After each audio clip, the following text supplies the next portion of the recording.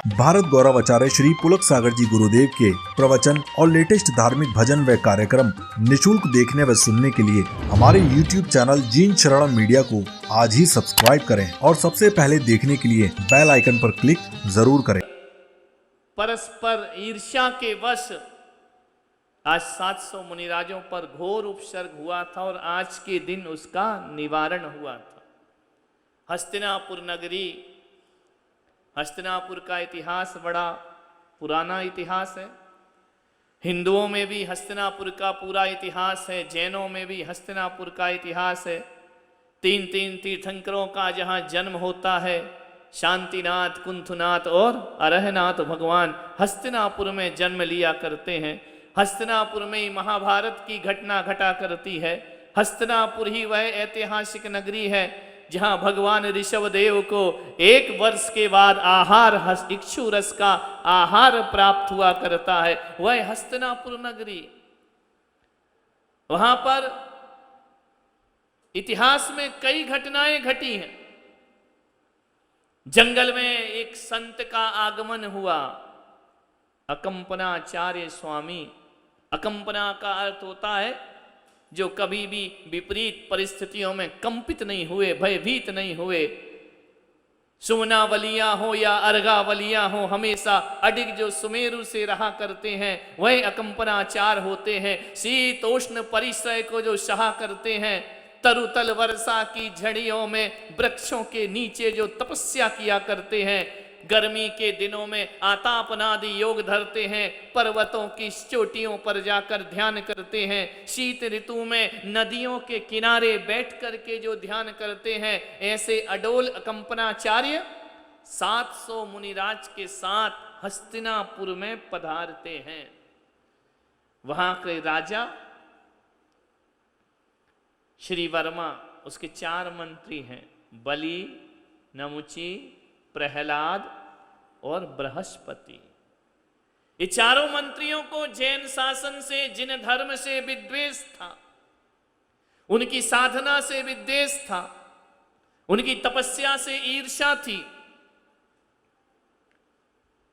लेकिन राजा का आदेश था श्री वर्मा का कि चलो मुनि संघ आया है, सबको भगवान के मुनियों के दर्शन करना है, वंदना करना है, आराधना करना है। मंत्री को भी बिना मन के जाना पड़ा। कभी कभी बहुत से काम जीवन में बिना मन के भी करना पड़ते हैं। उनकी श्रद्धा तो नहीं थी, आस्था तो नहीं थी, लेकिन राजा का आदेश है तो चलो सबको चलना पड़ेगा। सब चले गए। मुनियों ने देखा कंपनाचार्य ने कि मंत्री बड़े विपरीत बुद्धि वाले हैं, विपरीत बुद्धि वालों से बहस नहीं करना चाहिए। माध्यस्थ भावम विपरीत वृत्तो, माध्यस्थ भाव रखना चाहिए, क्योंकि इनसे बैर करने का मतलब है अपनी आपत्तियों को आमंत्रण देना। हे कोयल, तू कौओं के बीच में मत बोलना, क्योंकि तेरी मधुर वाणी तेरी मौत का कारण बन जाएगी। इसलिए कहा है कि दुष्टों के बीच में, मूर्खों के बीच में ज्ञानियों को वार्तालाप नहीं करना चाहिए, वरना एक संकट को वह आमंत्रण दे दिया। माध्यस्थ भावम, समझाने से समझे तो ठीक है, नहीं समझता है तो माध्यस्थ भाव रखो। ठीक है, जैसी करनी वैसा फल, आज नहीं तो निश्चित कर। उसे नियति के हवाले कर दो, नियति को सौंप दो, उसका जो होना है होगा। हम किसी में परिवर्तन कर नहीं सकते। जब आदमी थक जाता है, हार जाता है पुरुषार्थ करते करते, तो उसके जीवन को शांति और सुख की प्राप्ति के लिए नियति का सहारा लेना पड़ता है, उसे देव का सहारा लेना पड़ता है, उसे भाग्य का सहारा लेना पड़ता। भाग्य भरोसे छोड़ दिया जाता है, आदमी को रिलीफ मिलता है, उसका मन थोड़ा सा शांत होता है कि वही होगा जो भाग्य में लिखा होगा। क्या किया उन्होंने? मुनियों ने कहा कि भाई कोई भी उन मंत्रियों से बहस नहीं करेगा, उनसे संवाद नहीं करेगा, उनसे विवाद नहीं करेगा। ध्यान रखना, अज्ञानियों में विवाद होता है और ज्ञानियों में संवाद हुआ करता है। संवाद अलग चीज है और विवाद अलग चीज है। मूर्खों से विवाद करने की कोई जरूरत नहीं है, ज्ञानी हो तो संवाद करो। आदेश कर दिया आचार्य ने कि मंत्री विधर्मी हैं, उनसे बात नहीं करना कोई भी। मंत्री सहित राजा पधारे, राजा ने मुनियों की प्रदक्षिणा की, प्रणाम किया, वंदन किया, उनके चरणों में अपना शीश रखा। आचार्यों ने आशीर्वाद दिया, धर्म वृद्धि भव, सद्बुद्धि भव, कल्याण हो तुम्हारा।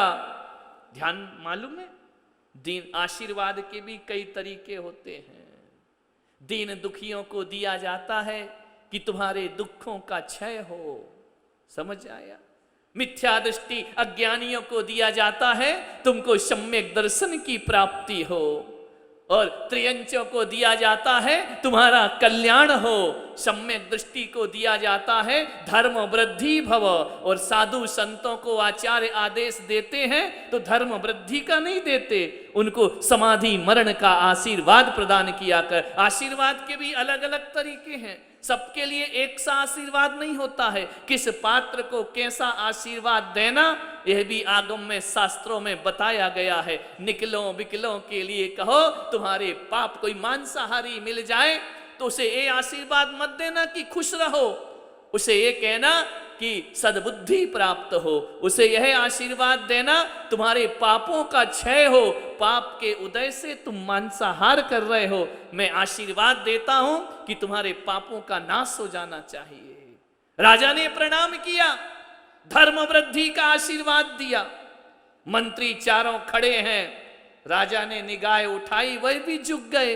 उन्होंने कहा सद्बुद्धि प्राप्त हो, क्योंकि तुम तो दुर्बुद्धि लोग हो, तुमको तो धर्म समझ में नहीं आता है, तुमको तो सत्य समझ में नहीं आता है। बहुत सारे प्रश्न करने लगे मंत्री लोग। आचार्य ने आदेश किया कोई भी अपनी जुबान खोलेगा नहीं। ध्यान रखना, एक तरफ सत्य होता है और एक तरफ सत्ता हुआ करती है। ध्यान रखिए, हमेशा जब सत्ता मजबूत होती है ना तो सत्य को सूली पर चढ़ा दिया जाता है, सत्य को फांसियां दी जाती हैं, सत्य की ही परीक्षा होती है। कभी सोचा आपने, सोने को परखा जाता है या पीतल को परखा जाता है? जौहरी जब भी परखता है ना, सुनार जब भी परखेगा सोने की परीक्षा करेगा। अपने आप को 1000 सोने जैसा कीमती बना लो, लेकिन ध्यान रखना, सोना बनना है तो कसौटी पर भी कसा जाएगा, सोना बनना है तो आग पर भी तपाया जाएगा।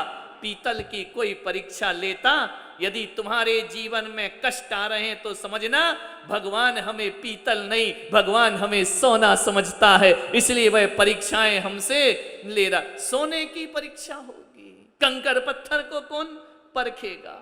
कांच के आभूषण लेने जाओ तो कौन उनकी परीक्षा करता है? हीरे की परीक्षा हुआ करती है, परीक्षा तो हीरे को दी जाती है। ध्यान रखना, जितने महान बनोगे उतने परीक्षाओं से जूझना पड़ेगा, समस्याओं से जूझना पड़ेगा। मुनि ने कहा कि नहीं, इनसे बहस करने की जरूरत नहीं है। मालूम है, चारों ने कहा महाराज ये जो 700 महाराज है ना, ये सारे के सारे मूर्ख दिखते हैं।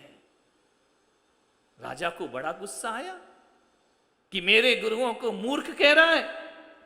बोले यदि ज्ञानी है तो हमारे प्रश्नों का उत्तर क्यों नहीं देते हैं? राजा को कुछ समझ नहीं आया।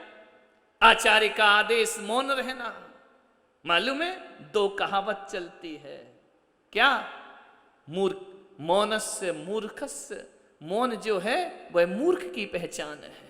मूर्ख आदमी मौन रहा करता है। मौनम मूर्खस्य लक्षणम, मौन मूर्ख का लक्षण है। और जबकि हमारे आचार्य कहते हैं मौन मूर्ख का लक्षण नहीं है। दोषवादे च मौनम, ज्ञानी जो होते हैं वह दोषों को बोलने में मौन धारण कर लिया करते। दोषवादे च मौनम और मौनस्य मूर्खस्य कारणम, ध्यान लक्षणम। विचार करिए आप।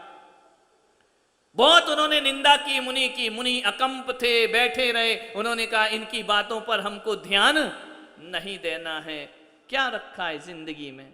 हम अपनी जिंदगी का रिमोट किसी के हाथ में ना दें कि वो दबाए तो हम खुश हो जाएं, वो दबाए तो हम दुखी हो जाएं। जिंदगी हमारी है, कोई हमको अच्छा बोले तो क्या फर्क पड़ता है, कोई हमको बुरा बोले तो क्या फर्क पड़ता है। गुलाब को कोई गुलाब ना बोले तो क्या गुलाब की कीमत कम हो जाया करती है। गुलाब को कोई सुंदर ना बोले तो क्या उसका सौंदर्य कम हो जाया करता है। गुलाब को कुछ भी कहा जाए, गुलाब तो अपनी मस्ती में मस्त रहा था, उसे किसी से कुछ लेना देना नहीं, वही अपनी मस्ती में मस्त रहता है। एक संत थे, उनके दरवाजे पर उनके आंगन में 2 पेड़ लगे हुए थे, एक नारियल का पेड़ था, एक गुलाब का पौधा था।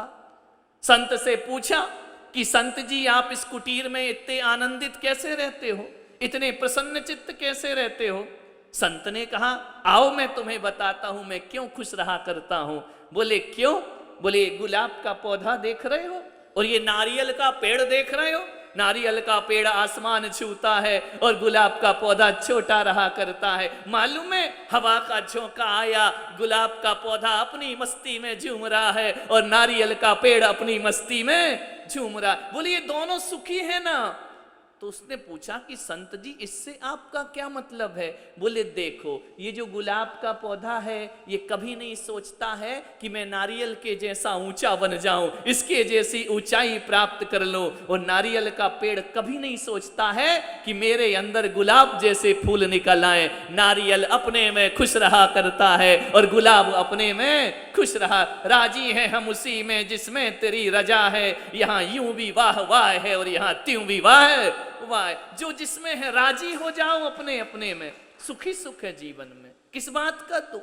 दुख तो इसी बात का ना कि उसका ऐसा और हमारा ऐसा नहीं। ये भावना जब तक रहेगी तब तक आदमी को शांति प्राप्त नहीं हो सकती है। भीतर ही शांति, भीतर ही सुख है। मुनियों की निंदा कर रहा है, अपशब्द बोल रहा है। मुनि ने कहा बोलने दो, ध्यान रखना कोई लाल को पीला बोले तो लाल की गलती नहीं, वो तो देखने वाले की गलती हुआ करती है। लाल तो लाल ही रहेगा। बोले ध्यान नहीं देना है, ये जो बोल रहा है बोलने दो। बहुत अपमान किया मुनियों का। राजा को बहुत दुख हुआ कि मेरे गुरु का अपमान, और मेरे गुरु आज बोलते क्यों नहीं है। घोर संकट दिख रहा था। गुरु दूरदृष्टि होते हैं, सदगुरु कौन होते हैं? एक हम लोग हैं जो वर्तमान के दृश्य को देखते हैं और एक वो सदगुरु होते हैं जो वर्तमान को नहीं, उस वर्तमान का क्या प्रतिफल होगा उस भविष्य को देखा करते हैं। उन्होंने कहा हमको शांत रहना है। राजा वंदना करके अपने महल में चला गया। इतने अपमान किया। राजा तो निकल गया रथ में बैठ करके। एक श्रुत सागर नाम के मुनिराज आहार लेकर के लौट रहे थे जंगल की तरफ गुरु के पास। जैसे ही इन्होंने देखा कि अरे ये नंग धड़ंग चला आ रहा है, ये बैल की तरह, ये पशु की तरह, जैसे मूर्ख इसके गुरु वैसा ही मूर्ख ये इंसान है। नग्न घूम रहा है, तन पर मैल लगा है। उन्हें देख करके थूक दिया मंत्रियों ने। सुत सागर मुनि ने कहा मेरी निंदा हो तो बर्दाश्त करूंगा, मेरा अपमान हो तो भी बर्दाश्त है। संत तो सब कुछ बर्दाश्त करता है, लेकिन इसने तो मेरे गुरुओं को मूर्ख कह दिया। इसने कह दिया इसके जैसा ये मूर्ख वैसे ही इसके गुरु मूर्ख। उन्होंने मौन तोड़ा और कहा क्या कहना चाहते हो? बोले हमसे शास्त्रार्थ करो। मुनि ने कहा शास्त्रार्थ बाद में करूंगा। उसकी 10 पीढ़ियों के नाम मुनि ने वहीं खड़े खड़े गिना दिए। उसके अनंत अनंत भवों का वर्णन मुनि ने कर दिया कि देखो क्या तुम्हारा जीवन है, किसे मूर्ख कहते हो? तुम्हें कल का पता नहीं, मैं तुम्हारी 10 पीढ़ियों के नाम गिनाता हूं। आवेश में आ गए। ध्यान रखना अहंकार, क्रोध, ये चाहे ग्रस्त को आए या साधु को आए, संकट को आमंत्रण जरूर दिया जाता है। ध्यान रखिए।